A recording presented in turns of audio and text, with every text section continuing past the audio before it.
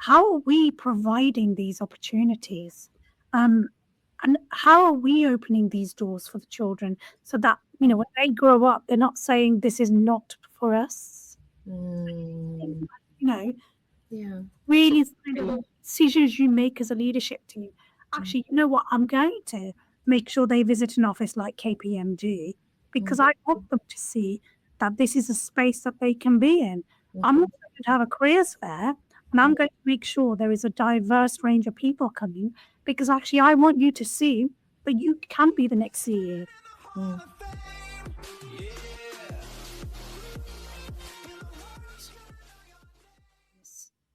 It's making everybody part of that sense of belonging, where they actually want to do it.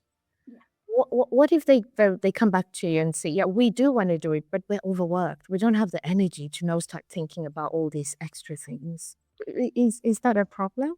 It's again, like I said, it's just that culture shift because actually belonging is not an extra thing. It's not Mm, an add-on. So it's in the middle of a lesson, how your teacher engages with the children. It's yeah. that warm kind of tone with the children. It's not Mm, about adding an extra layer to your school day. It is making sure it's kind of weaved in. It's not the golden thread. mm, mm, Actually, if children don't feel like they belong, or if the relationship between the teacher and the child is challenging, they're not going to be in a place of learning. Quite often, mm, in a rushed day, in a busy school day, and goodness me, our day's busy in schools. In a busy day, we mm, constantly focus on, I need to get them to this SAT mm, score, need to get them to this GCSE score. mm. However, if those children are not ready to learn, you cannot get to that outcome. No. The only way you're going to get is weaving this golden thread of Mm, morning, how are you? mm, How's everything? And these are not long conversations. These are quite short, every day, that warm smile. See, mm. culture shift within your day. Yeah, it's a meeting them at the school gate where they, Mm, right from the school gate, they feel like, oh, I love being here. I want to be here. mm. Hmm, really interesting. How do you translate that to every member of the school at Lift Montgomery?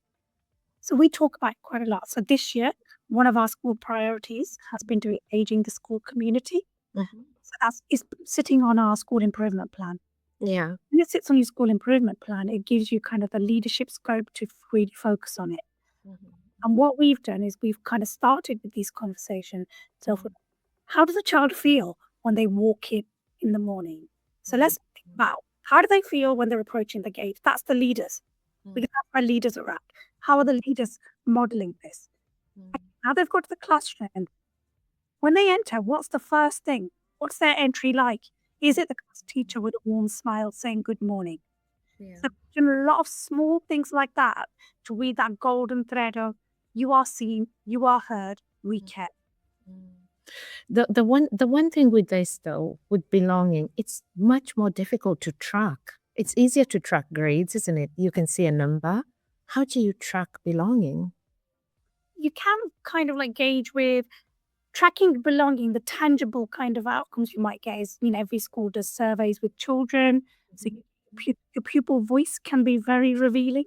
Mm. Structure the questions, but you Yeah. unstructure questions to find out how people are feeling in a classroom. So you Yeah.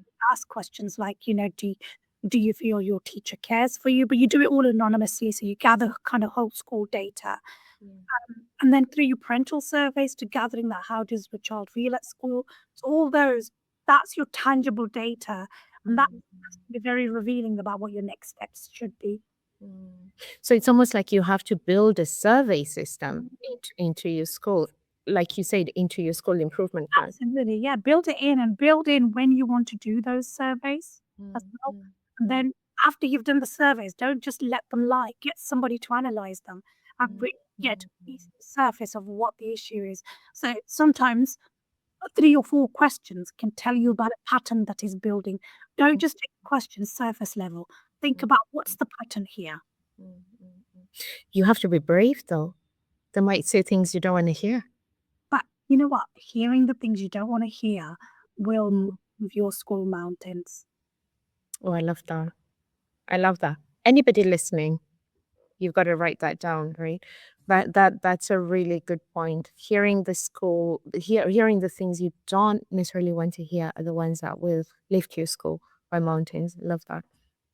I think it's really important when budgets are tight that leaders actually think about these things, because that can, as you say, Fozia, that could be the thing that actually shifts things when you're feeling stuck, because it's almost like you're spreading the load. Everybody then gets involved, isn't it?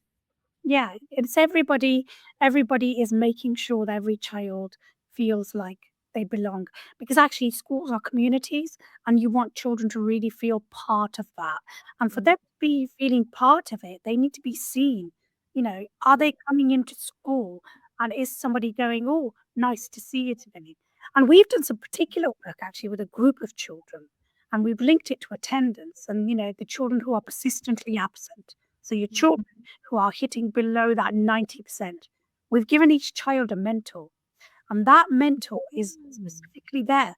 You see them in the corridor, you're going to say hello to them, you're going mm. to greet them, you're going to make sure those children are seen by you. So it depends really where you're at. So everybody needs to be seen, but actually, then you unpick the groups that perhaps need more deeper intervention. Uh-huh. That's really interesting, isn't it? Because it's very subtle, but very powerful. It's moving away from the punitive to moving the responsibility, or actually shaping the responsibility around the whole school.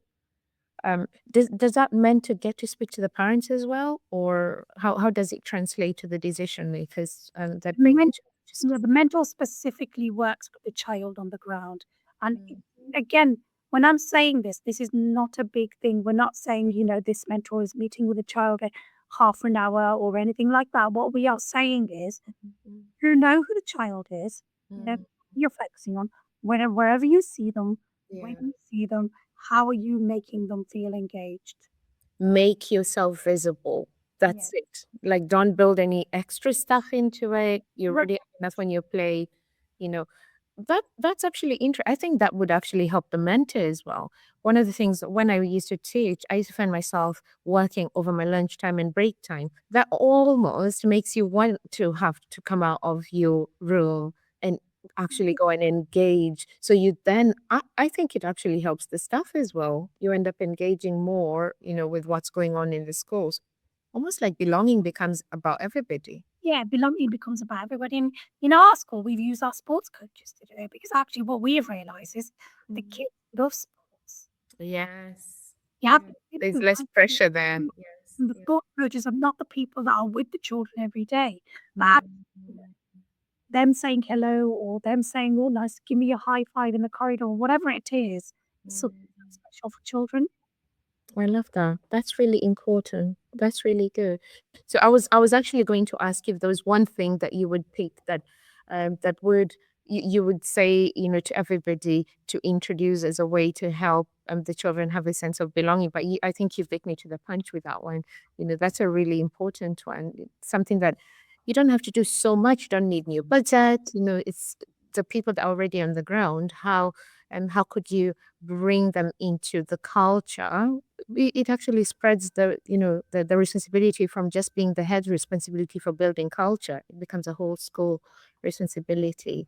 Yeah, that's a really important one. Okay, let's move to the third segment where let's bring the future. Let's bring everybody into this conversation. So we have the leadership, we have representation, in the school. How do we change the system? How do we change what's going on? So you're deeply involved in conversations around representation and leadership. And we all know that the people that lead the school shape what's possible within the school. So let's zoom out for a moment. What needs to change in the system to create more equitable pathways into leadership? Into leadership, and so that's Into leadership, yeah. So how do we bring a more diverse, way of thinking into leadership in general? so in leadership in general, you've got to think carefully, because that actually to kind of attract diverse leaders, it takes a kind of deeper understanding of the challenges that they might face. So Mm, it's thinking really carefully about who are we hiring, who are we promoting, and what that looks like. yeah. What what are the systems in place and who makes those decisions and how are those decisions made? And really, how is unconscious bias be, being Mm, addressed? Because yes. actually, a lot of decisions made about leadership are not necessarily conscious decisions, but they're unconscious and people are not aware of them. So bringing them to your conscious and becoming conscious of it can itself be changing. Yeah. Um, One there's something, sorry to jump in there, but that I was at an event this week. It was a founders event, so not necessarily a school event, but it was an interesting conversation. So I was invited as part of a panel for International Women's Day, and a question came in, and one of the people was asking a question saying, we just can't grow the business. We're trying, but we can't get the people to grow the business. And the thing that came up was the business only going to grow as big as you are going to grow as leaders. And you just said something really important that brought that back. It was the container, right? The container in the school, around leadership. Is that container big enough, to remove itself and the way it's shaped to be able then to hold more within that container. When we're talking about unconscious bias, that's normally the container that we've kind of built for ourselves that we're comfortable. Anything outside of that, I'm like, God. And I think another one as well, Steve Bartlett was talking in his podcast this week, and he says he does a 10K run and he always has a clock on 10K. And as he's coming to the end of the 10K, he always gets tired, so he stops. And he went somewhere and the treadmill didn't have a timer on it. And so he couldn't figure out how long he's been running for.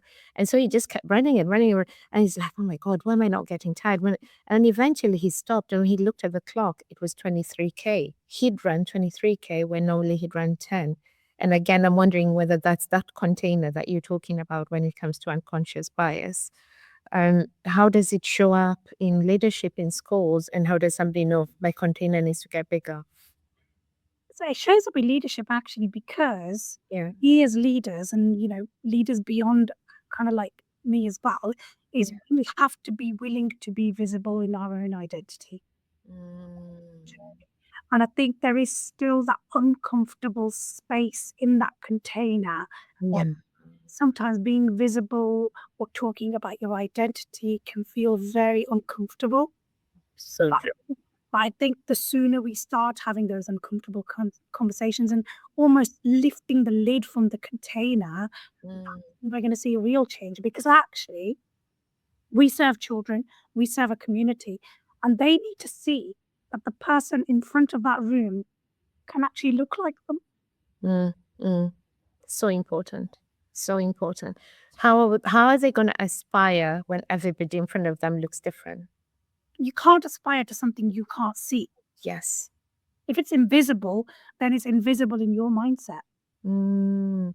So maybe some of the challenges we have with kids in school, if we were to do like you're saying, do some surveys, do parent surveys, and put those questions in there, they might really open up. I went to a leadership conference and Sir Dan Moynihan, CEO of Harris Federation, was speaking of that conference, and he said something that really stuck with me.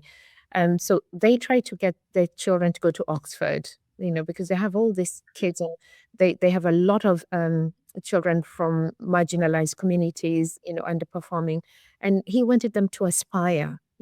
So he organized a talk at Oxford. I'm probably muttering what he said right now, but this is me and how I interpreted what he was saying.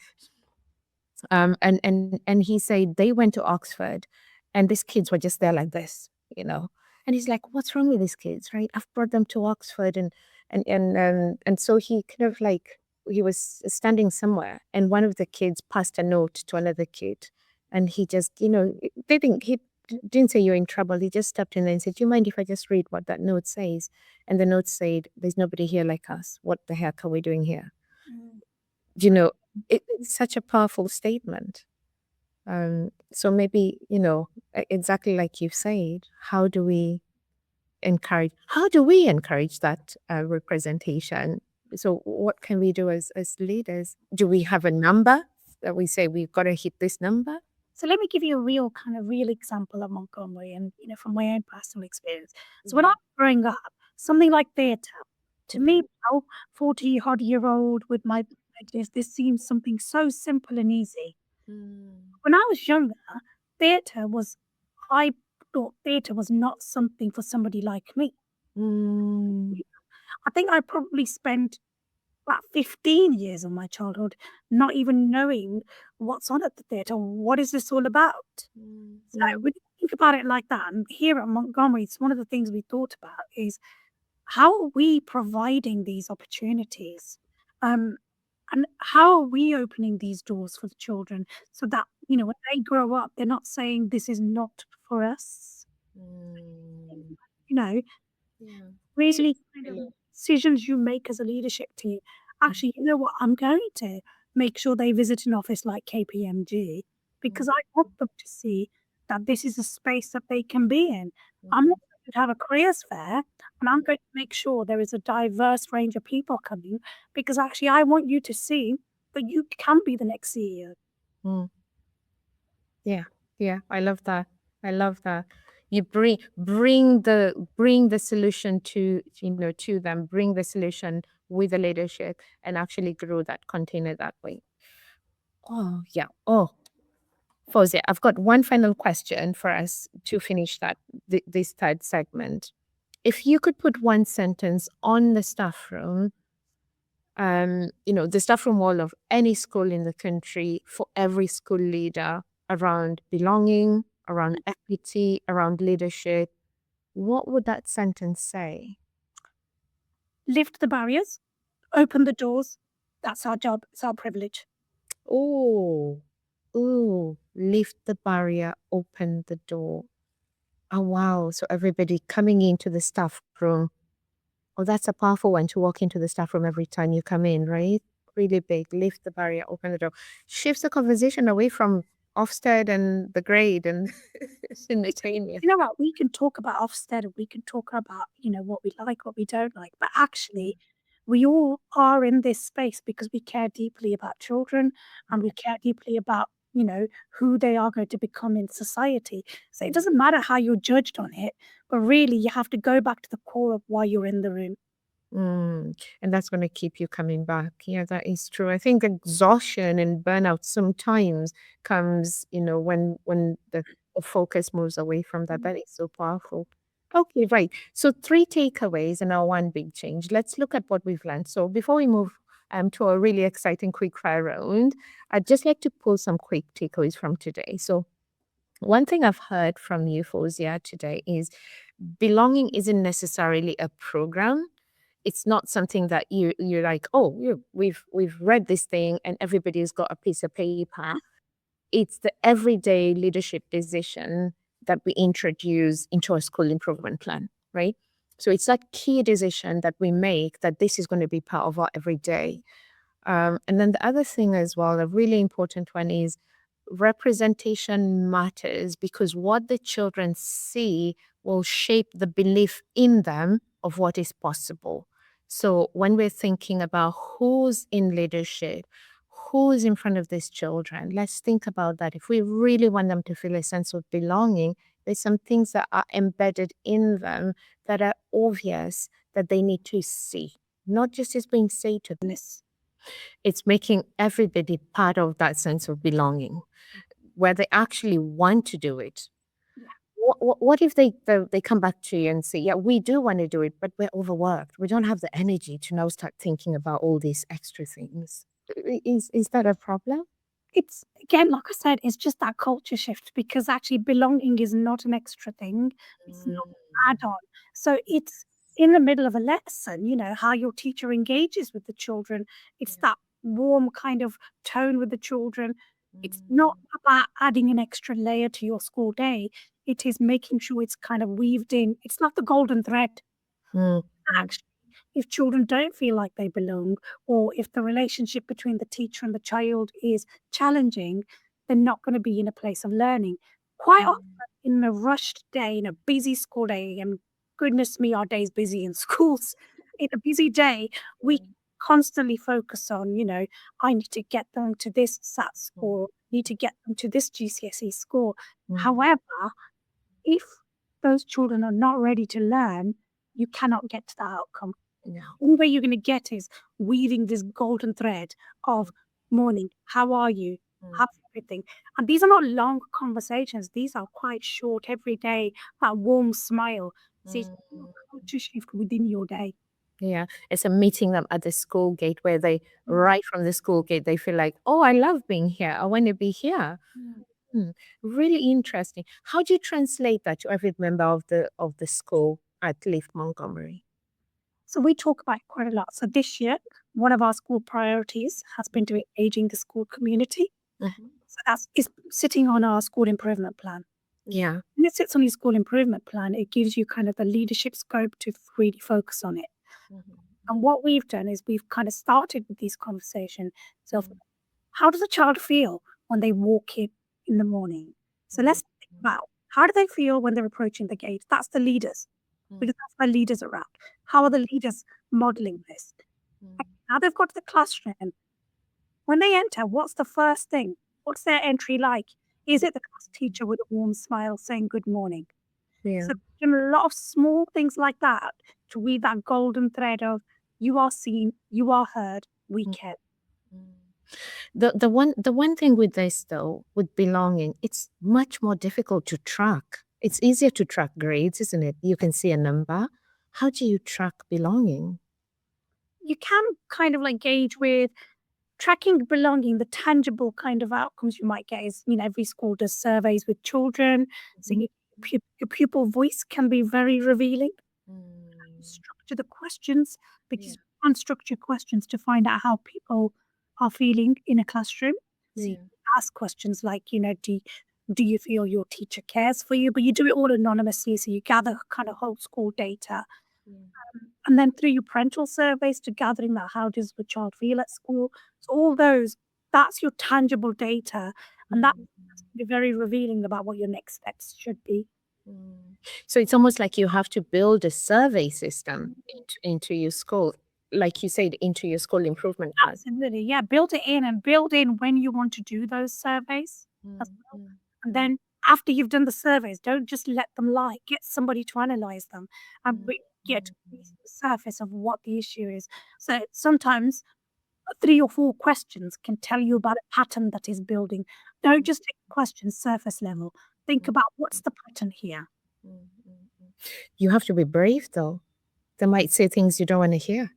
But you know what? Hearing the things you don't want to hear will move your school mountains. Oh, I love that. I love that. Anybody listening, you've got to write that down, right? That's a really good point. Hearing the school, hearing the things you don't necessarily want to hear are the ones that will lift your school by mountains. Love that. I think it's really important when budgets are tight that leaders actually think about these things, because that can, as you said, Fozia, that could be the thing that actually shifts things when you're feeling stuck, because it's almost like you're spreading the load. Everybody then gets involved, isn't it? Yeah, it's everybody. Everybody is making sure that every child feels like they belong, because actually schools are communities and you want children to really feel part of that. And for them to be feeling part of it, they need to be seen. Are they coming into school and is somebody going, oh, nice to see you today?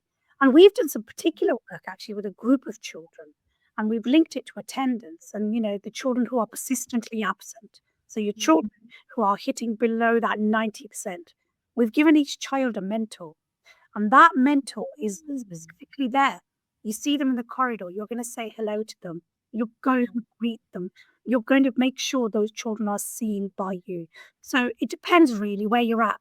So everybody needs to be seen, but actually then you unpick the groups that perhaps need more deeper intervention. That's really interesting, isn't it? Because it's very subtle but very powerful. It's moving away from the punitive to moving, moving the responsibility, or actually shaping the responsibility around the whole school. Does that mentor get to speak to the parents as well, or how does it translate to the decision makers that The bring mentor, the mentor specifically works with the child on the ground, and it again. when I'm saying this is not a big thing. We're not saying, this mentor is meeting with a child a half an hour or anything like that. What we are saying is, Mm, you know who the child is, that mm, you're focusing on. Wherever you see them, when yeah. you see them, how are you making them feel engaged? Make yourself visible. Yeah. That's it. Like, don't build any extra stuff into it. You're No. ready. That's when you play, you know.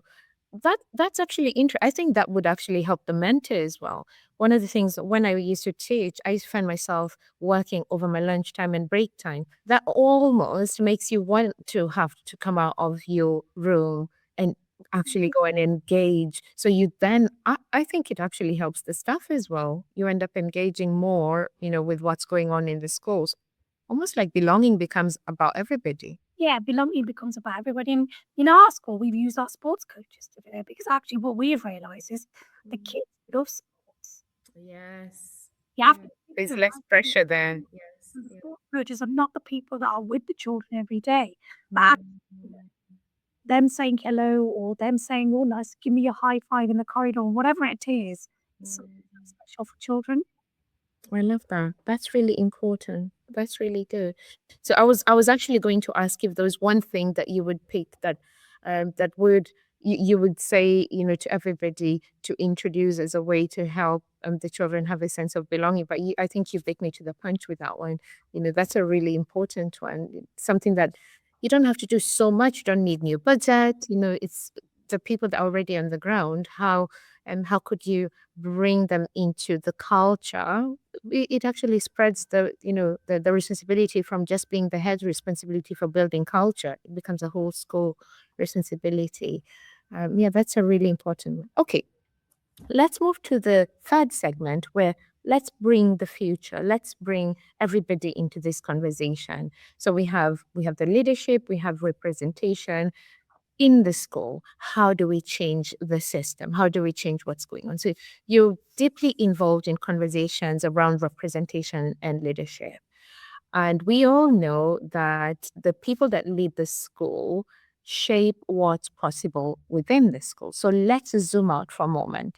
What needs to change in the system to create more equitable pathways into leadership? Into leadership is that's, Into leadership, yeah. So how do we bring a more diverse, way of thinking into leadership in general? so in leadership in general, you've got to think carefully because actually to kind of attract diverse leaders, it takes a kind of deeper understanding of the challenges that they might face. Mm. It's thinking really carefully about who are we hiring, who are we promoting, and what that looks like. Yeah. What are the systems in place, and who makes those decisions, and how are those decisions made, and really, how is unconscious bias be- being Mm. addressed? Because Yes. actually, a lot of decisions made about leadership are not necessarily conscious decisions, but they're Mm. unconscious, and people are not aware of them. So bringing them to your conscious and becoming conscious of it can itself be changing. Yeah.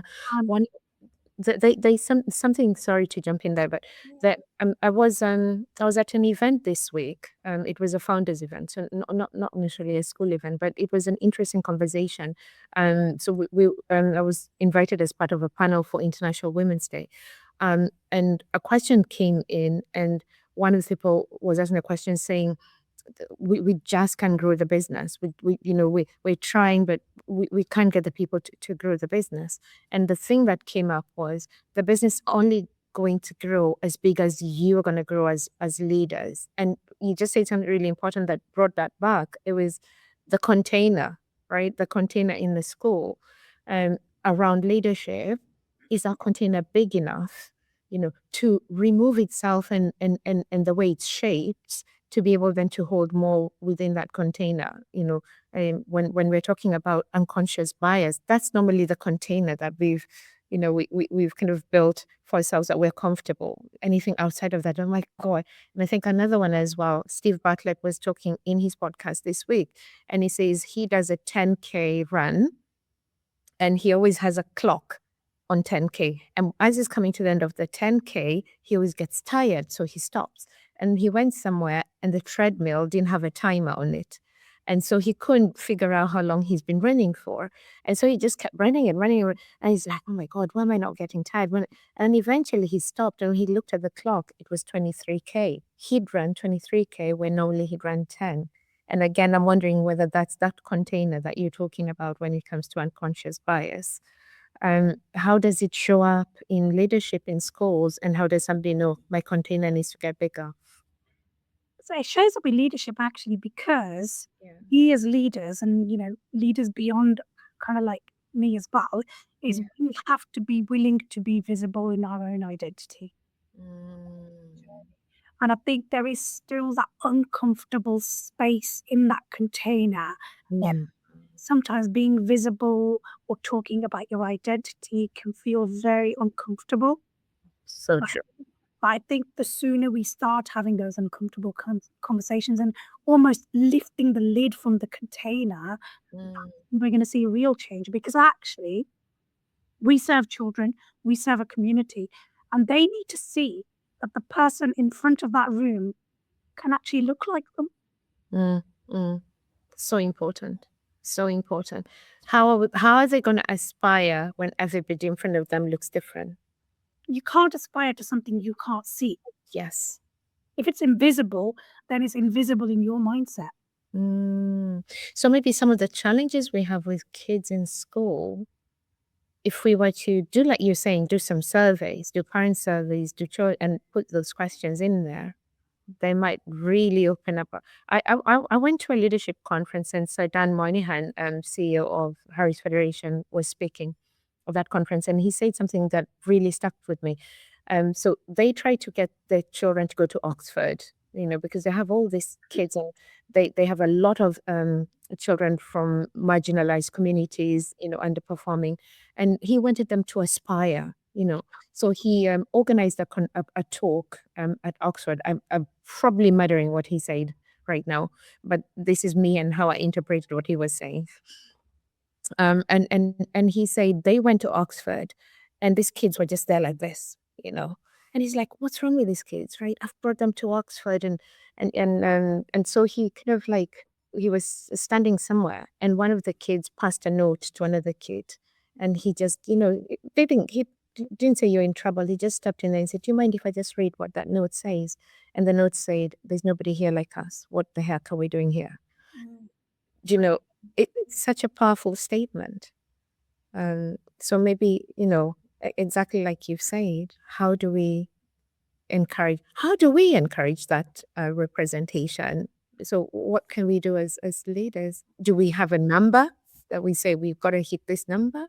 So let me give you a real example of Montgomery and, from my own personal experience. So when I Yeah. was growing up, something like theatre, to Mm. me now, 40-odd-year-old with my ideas, this seems something so simple and easy. Mm. When I was younger, theatre was I thought theatre was not something for somebody like me. Mm. I think I probably spent about 15 years of my childhood not even knowing what's on at the theatre. What is this all about? Mm. So Mm. when you think about it like that, and here at Montgomery, it's one of the things we thought about is how are we providing these opportunities? Um, and how are we opening these doors for the children so that, when they grow up, they're not saying this is not for us. Mm. You know, Yeah. really kind of decisions you make as a leadership team. Actually, you know what? I'm going to make sure they visit an office like KPMG because I want them to see that this is a space that they can be in. I'm not going to have a careers fair, and I'm going to make sure there is a diverse range of people coming because actually I want you to see that you can be the next CEO. Mm. Yeah, yeah, I love that. I love that. You bring the solution to them, bring the solution with the leadership and actually grow that container that way. Oh, yeah. Oh, Fozia, I've got one final question for us to finish this third segment. If you could put one sentence on the staff room, the staff room wall of any school in the country for every school leader around belonging, around equity, around leadership, what would that sentence say? Lift the barriers, open the doors, That's our job. It's our privilege. Oh, ooh, lift the barrier, open the door. Oh, wow. So everybody coming into the staff room. Oh, that's a powerful one to walk into the staff room every time you come in, right? Really big. Lift the barrier, open the door. Shifts the conversation away from Ofsted and the grade and the Natania. You know what? We can talk about Ofsted, we can talk about, what we like, what we don't like. But actually, we all are in this space because we care deeply about children and we care deeply about, who they are going to become in society. So it doesn't matter how you're judged on it, but really you have to go back to the core of why you're in the room. And that's going to keep you coming back. Yeah, that is true. I think exhaustion and burnout sometimes comes, when the focus moves away from that. That is so powerful. Okay, right. So 3 takeaways and our one big change. Let's look at what we've learned. So before we move to a really exciting quick fire round, I'd just like to pull some quick takeaways from today. So one thing I've heard from you, Fozia, today is belonging isn't necessarily a program. It's not something that you're like, oh, we've read this thing and everybody's got a piece of paper. It's the everyday leadership decision that we introduce into a school improvement plan, right? So it's that key decision that we make that this is going to be part of our everyday. And then the other thing as well, a really important one is representation matters because what the children see will shape the belief in them of what is possible.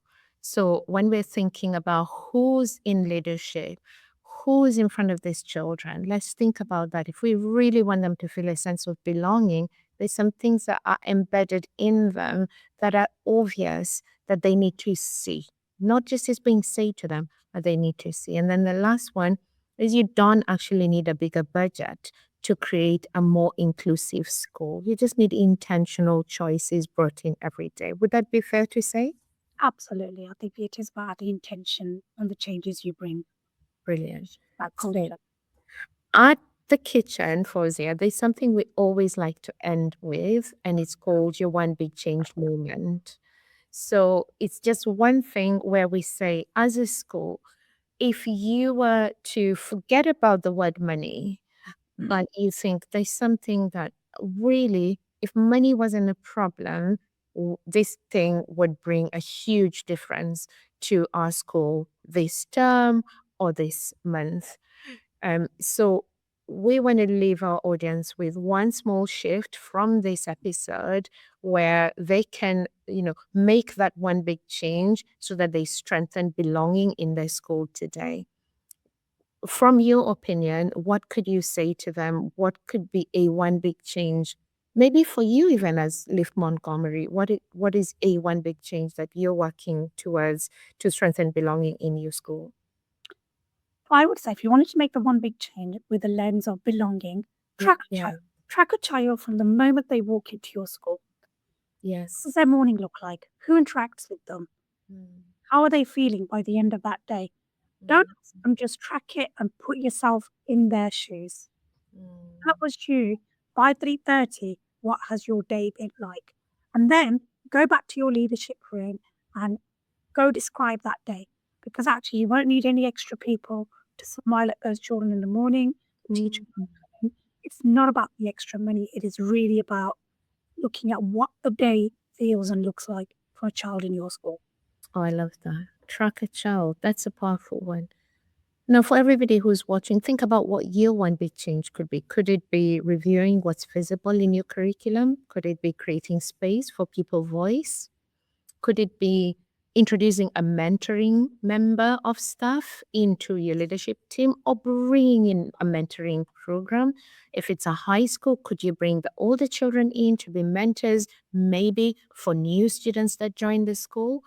Could it be changing how you talk about opportunity within your school so that children can see where they're heading?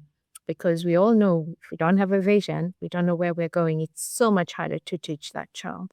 Take 30 seconds and just think about that and see what you would like to introduce into your school. So, well, that's the serious bit of today's episode over with. Fozia, the next phase of our webinar we usually talk about you, and we want to know more about you as Fozia. This is our rapid fire section. So I'll be asking you a question, and there's only one rule in my kitchen around this question, and it is no thinking. Gonna say the first thing that comes to mind. Are you ready to play? Yeah. Brilliant.